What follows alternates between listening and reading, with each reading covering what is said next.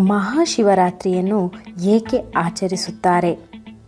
ಮಹಾಶಿವರಾತ್ರಿಯು ಹಿಂದೂ ಧರ್ಮದ ಪ್ರಮುಖ ಹಬ್ಬವಾಗಿದೆ.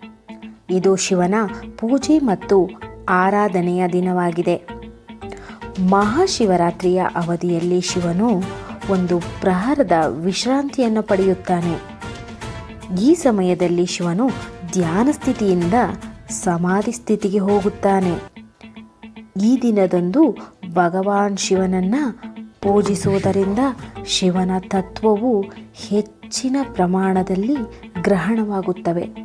ಹಾಗಾಗಿ ಈ ಮಹಾಶಿವರಾತ್ರಿಯನ್ನು ಎಲ್ಲರೂ ಧ್ಯಾನಾವಸ್ಥೆಯ ಸ್ಥಿತಿಯಲ್ಲಿ ಕುಳಿತು ಶಿವನನ್ನು ಧ್ಯಾನಿಸುವುದರ ಮೂಲಕ ಶಿವನ ಗ್ರಹಣವಾಗುವಂತಹ ಶಕ್ತಿಗಳು ಹೆಚ್ಚಿನ ಪ್ರಮಾಣದಲ್ಲಿ ನಿಮಗೂ ಫಲಿಸಲಿ, ಅದರ ಫಲ ದೊರೆಯಲಿ ಎಂದು ಈ ಮೂಲಕ ನಾನು ಪ್ರಾರ್ಥಿಸುತ್ತೇನೆ.